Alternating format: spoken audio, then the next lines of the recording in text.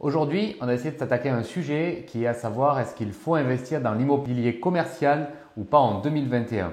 Alors déjà, si vous aimez bien toutes nos vidéos, abonnez-vous à la chaîne, ça nous fera plaisir. Ça nous encouragera à en faire de plus en plus. Là, ça fait un petit moment qu'on n'en avait pas publié une.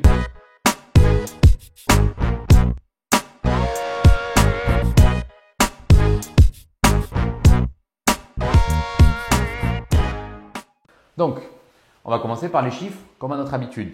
Sujet numéro 1, les investissements en immobilier commercial. Ils ont chuté de façon énorme entre 2019 et 2020. On est passé de 43 milliards à 28 milliards. Donc, investissement, c'est plutôt orienté transaction, c'est-à-dire des gens qui achètent des lots en immobilier commercial.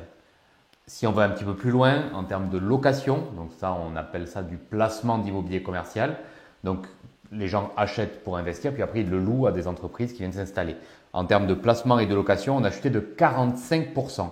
Donc là, on est au niveau le plus faible en nombre de mises en location, en nombre de locations signées en immobilier commercial depuis 10 ans. Le niveau de vacances locatives est aussi le plus élevé depuis une dizaine d'années. Et enfin, comme vous avez dû sans doute le voir, et on avait cité cet article-là, il me semble, mais on le remettra dans les commentaires. Il y a quand même une certaine pression sur les propriétaires pour aussi absorber un petit peu la crise et notamment faire quelques réductions de loyer ou ne pas faire payer certaines entreprises pendant quelques mois pour participer à l'effort collectif finalement pour passer cette crise immobilière. Donc tout ça laisse à penser quand même que bon, l'immobilier commercial c'est pas foufou en ce moment. C'est vrai que ça a été une tendance extrêmement forte les dernières années, avec beaucoup d'investissements, beaucoup de programmes neufs. Et justement, comme le bail commercial sécurise beaucoup plutôt le bailleur que le locataire, c'était un très bon levier d'investissement. Alors maintenant, on va se poser la question justement, est-ce que vraiment tout est chamboulé? Est-ce qu'il faut tout arrêter dans l'immobilier commercial ou est-ce que c'est encore possible? Alors, la question de ça veut dire est-ce que l'impact de la crise, il est à court terme ou à long terme? Si c'est à court terme, vous pouvez investir et au contraire, une crise à court terme, c'est justement le moment d'investir. Si c'est à long terme, c'est plus problématique. Ça veut dire qu'il vaut mieux se détourner de l'immobilier commercial. Donc pour ça, on a découpé en deux axes d'analyse. D'abord, la notion de surface. L'immobilier commercial, c'est très vaste. Vous avez une petite boutique de 30 mètres carrés dans un arrondissement parisien où il y a une boulangerie, un bureau de tabac ou peu importe. Et vous pouvez avoir une grande surface de 4000 mètres carrés qui va correspondre à un centre commercial ou plutôt à des bureaux, une grande entreprise qui va avoir des bureaux. A priori, la principale difficulté aujourd'hui, elle va être sur les grandes surfaces. Pourquoi? Parce que les gens ont tendance à faire du télétravail et donc on est vraiment en difficulté d'installation de grandes entreprises sur les grandes surfaces. Aujourd'hui, au jour où je vous parle, sur les petites surfaces, c'est pas vrai. Comme vous le savez, les entreprises et notamment les petites entreprises sont toujours sous subvention de l'État par les fonds de solidarité. Tout ça, il y a eu très peu de faillites. On est à des niveaux les plus bas de faillites d'entreprises depuis très longtemps. Et donc, les locations de petites surfaces ne subissent pas la crise dans l'immobilier commercial aujourd'hui. Par contre, sur les plus grandes, c'est un petit peu problématique. Ceci répond aujourd'hui. Ça ne répond pas à long terme. Les prévisions, c'est toujours très compliqué à faire. Qu'est-ce qui va se passer dans le futur? La réponse qu'on dit, c'est que ça dépend vraiment de la tendance des gens. Est-ce que la notion de télétravail va se généraliser à long terme et c'est une vraie nouvelle tendance? Ou est-ce que c'est un épiphénomène à l'horizon de la crise et dès que la crise va être finie, les gens vont retourner au bureau et vont être contents de revenir au bureau? Ensuite, il y a un deuxième élément très important qui est l'emplacement. Il y a une grande différence entre notamment Paris et la Défense, qui sont deux zones impactées négativement en termes d'immobilier commercial. C'est-à-dire que le nombre de locations là sur le premier trimestre 2021 est en baisse par rapport à 2020, à début 2020. Et donc on voit bien que ça reprend pas en fait suite à la crise. On est toujours en crise. Par contre, si vous allez sur tout ce qui est deuxième couronne, là c'est l'inverse. Il y a plus de locations aujourd'hui que le premier trimestre 2020, sachant que le premier trimestre 2020, il n'y avait pas encore la crise.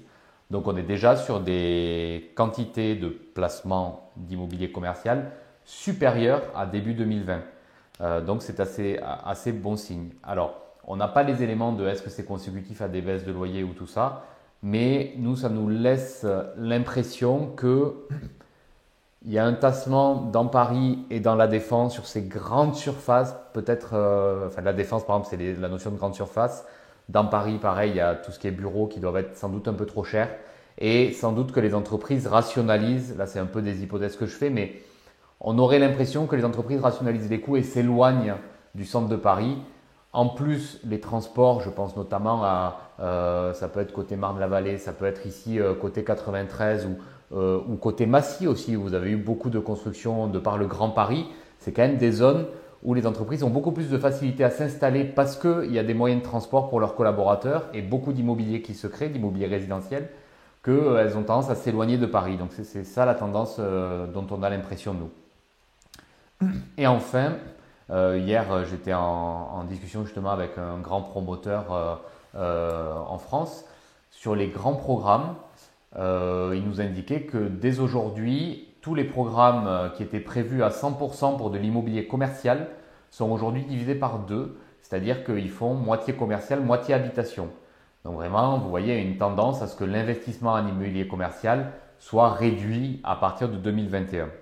Du coup, notre conclusion, elle est assez simple. Déjà, plutôt vers les extérieurs, là où les entreprises ont tendance à s'éloigner des centres-villes parce que c'est trop cher. Donc je précise peut-être qu'ils y retourneront s'il y a des baisses de loyer. Aujourd'hui, ce n'est pas le cas.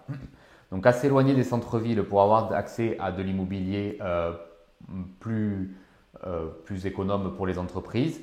La grande différence entre des petits locaux et des grandes surfaces, à notre sens, la zone la plus instable, c'est les grandes surfaces. Même si les petites surfaces vont connaître une petite crise, mais ça va être que des changements. Hein. Même si un restaurant fait faillite, il y en aura un autre qui se créera. Il n'y a pas de raison que ce soit chamboulé. La demande est toujours là. Et enfin, on va conclure sur cette notion de transformation de l'immobilier commercial. Comment dire? Jusqu'à présent, l'immobilier commercial, c'était quand même un des investissements pour les gens qui avaient les moyens. Là, en général, on n'investit pas en immobilier commercial avec seulement 100 000 euros. Il faut avoir les moyens d'acquérir de l'immobilier commercial. C'était un des bons leviers parce que les rentabilités étaient élevées. Pour une entreprise, ils regardent un peu moins le loyer que des particuliers. Le bail commercial est très sécurisant. C'est des baux que le locataire a beaucoup plus de difficultés à rompre si jamais il veut quitter. Et donc, c'était un très très bon levier d'investissement. On se rend compte que c'est en train un petit peu de changer et l'immobilier commercial a beaucoup baissé en rendement ces dernières années. Donc, ça se voit que les gens s'en détournent un peu. Nous, on se pose la question si un des bons deals en ce moment, ça ne serait pas justement sur des surfaces assez grandes de bureaux, de faire ce qu'on appelle des transformations, mais dans l'autre sens. Là où avant, on avait des tendances à vouloir transformer de l'habitation en immobilier commercial pour augmenter les rentabilités, c'est sans doute l'inverse qui va se passer aujourd'hui.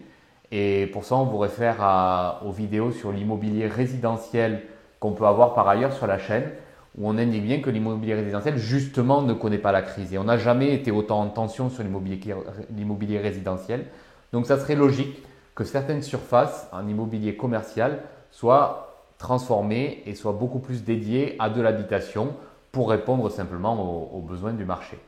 Donc voilà, merci de nous avoir écoutés. J'espère qu'on vous aura apporté de nouveaux éclaircissements pour ces investissements en immobilier commercial, en espérant que vous ferez des bons choix et des bons investissements. Suivez-nous sur tous les réseaux. On est sur YouTube, Instagram, Facebook, LinkedIn.